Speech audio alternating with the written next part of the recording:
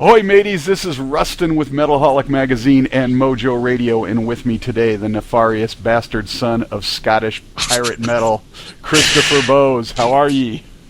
Hey man, I'm just chilling out, drinking some cocktails, having a good night, yeah? Absolutely. What time is it over there now? It's 9:30 at night, so... Nice. Having a few drinks before heading out this evening. And, there you go. Getting merrily pissed. Yeah, you guys are getting ready to do a festival date tomorrow, right? Oh god, yeah. We're playing Dockham open air tomorrow. Nice. So, yeah. I shouldn't get that drunk because I've got to be up at 10 o'clock in the morning to drive off there, so we'll see. So, besides fending off offers from Disney to be the Pirates of the Caribbean house band, what kind of skullduggery are you scalawags up to these days? We're just waiting for our new album to come out. I think it's next week or the week after, depending on where you are. And we'll have this new album, so we're looking forward to basking in its reflected glory of some sort, Nice. Back through time. We'll talk about that in just a second. Awesome. But first, a little backstory for those who are new to discovering Alestorm. Tell us a little bit about the band's humble beginnings.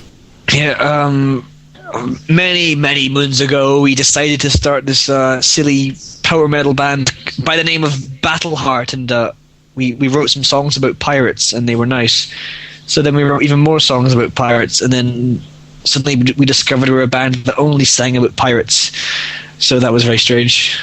Then we changed our name to Alestorm and got signed to Napalm Records, and God knows how I ended up here.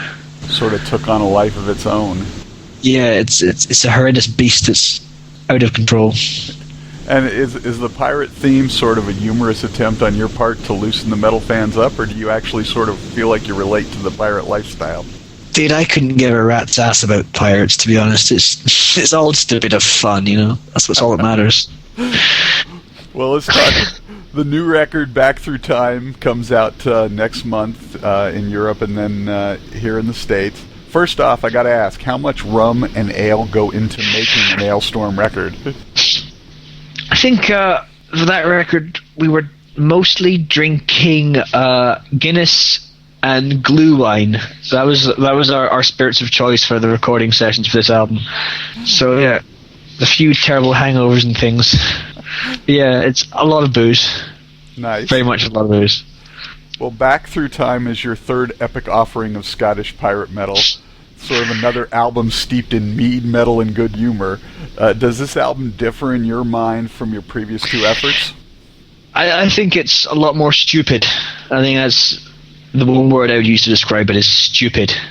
There's songs that are 2 seconds long. There's, random black metal screams. There's blast beats. There's songs about monkeys and midgets. It's a very silly album is the way I describe it. So yeah, a bit different. So how does the writing process work in the band? It's mostly pretty unglamorous. It's just me sitting down at a laptop in some boring corner hacking away at some computer programs to write songs on. It's nothing epic about it. There's it's very depressing, to be honest. I just spend my days in dark rooms hitting keyboards.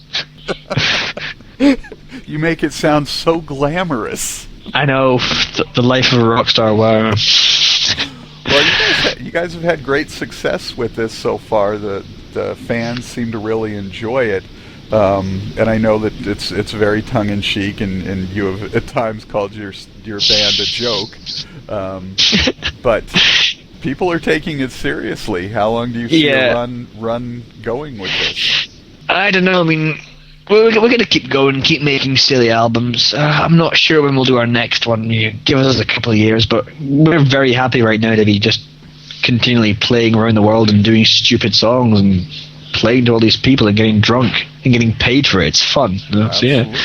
Well, and you got a new member to the clan now. Peter Alcorn takes over on drums. What does he bring to the band? Yeah, he joined the band last March in rather bizarre circumstances because our previous drummer decided to quit one day before pretty much our biggest show ever, so we had to very quickly hire this guy and drag him over and get him rehearsed up on these songs in time to play a show. But yeah, he's really good. The best thing is he can play the drums because our old drummer couldn't. So on this, this time around, that's why there's lots of blast beats and crazy shit on this album, just simply because he can play them. So, happy days. Of course, how does that work when you guys are on stage all drunk out of your minds, and suddenly this guy's keeping time and your old drummer couldn't? You're going to be all out of whack. Yeah, we're actually trying to play a bit more sober these days. We used to get wasted before a show, but these days we're good boys. We're professionals. We get drunk after the show now. Oh, so a couple years ago you were all set to keel haul the guys in Gravedigger for being too damn professional and sober, and now suddenly that's but the thing is, they don't drink at all. I mean, like, seriously, they're horrendous people. There's actually a song about them on our album. It's the one that's 2 seconds long. It's called Rumble Combo, and it's just about how rubbish they all are. We still drink now and then before a show, but usually we're mostly sober before a show. Just it's during the show we start drinking all the alcohol, bringing out the bottles of rum and downing them on stage. So then that was going to be one of my questions, was what was the inspiration for that epic 6-second opus Rumple Combo? Yep, like I say, we were on tour with Gravedigger a couple of years ago, and they didn't like us. I think it's because we're all a bunch of terrible alcoholics, and they're all like totally sober. And so in an interview after the tour, their singer, he was talking about us, and he called us a Rumple Combo, and apparently it's German for something very nasty. So yeah, nice. We decided. So tell us about the making of the Shipwrecked video. That was a very silly adventure. We all flew down to Serbia, and we'd requested, like, we want this video to be cool. We want, like, hot babes, lots of alcohol, a beach, and a midget. And we didn't actually think we'd get the midget, and we turned up there, and there was this little guy dressed up as a pirate. Like, holy shit, this is actually happening. So it was quite wonderful. So it was just a day of shooting in front of some big green screen shit, Right. And it was all good, So I'm really pleased with the video. I think it's fantastic. You had a couple nice looking women in there, albeit missing teeth, but what can you do? Right? That was kind of part of the makeup. It was kind of a joke that they'd be these completely hot girls, but we'd make them up to look kind of ugly. But afterwards, when they took off their makeup, they were just completely stunning. It was ridiculous. They looked like porn stars. So they might very well have been. They probably were. In Serbia, people do anything for money, so who knows. There you go. Well, there seem to be no tales of wenches on this record. You guys don't write love songs? Even pirates need love. There's no songs about wenches. I guess you're right. Never mind. Next time round, I'll just have a concept album about babes. I think that's coming next. There you go. So you guys are all set to take the high seas and pillage America again with Camelot this time around. Yes. Have you guys played with them before?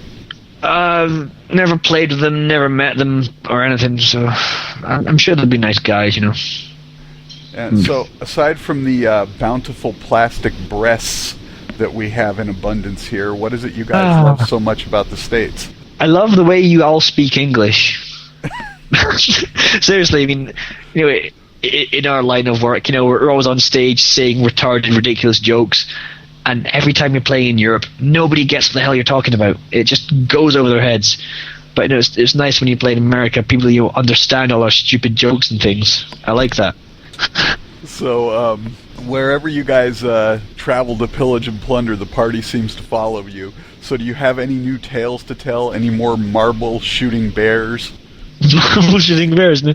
Just that we just come off a tour from Australia, and we had just such a fantastic time there, just getting drunk all night long, and drinking in hot tubs was a bit of a highlight. I just felt so completely rock star, just sitting there drinking cocktails in a hot tub. Just 4 guys hanging out, like men only can.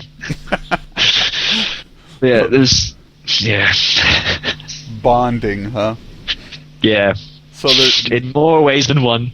No new great tales from the road to tell us. I'm not allowed to tell you things. The old proverb of what goes on tour stays on tour. The whole thing, Gotcha. It's cheesy. Well, we talked about this a minute ago. A couple of years ago, you guys were all set to do in the guys from Gravedigger. These days, who would you be having walk the plank? Everyone. Most bands are terrible people. Everyone's really boring. I don't know. I think they're still Public Enemy #1. You know.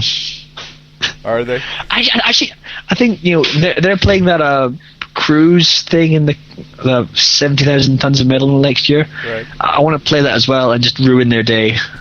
That'd be fun. So, well, I guess we could have your former drummer walk the plank, leaving you like that on short notice. Well, he can do what the hell he likes, to be honest. You know. So we've got a brand new album, Back Through Time, an epic record of silly songs about pirates in a Irish tradition. Skyrish, yeah, because you've got 2 Scots, 2 Irishmen, so it's Skyrish. That's your new label. So, what would you like to say to the fans out there, the potential new ones and those who have been with you this whole time? I want to tell them all to eat Scottish beef.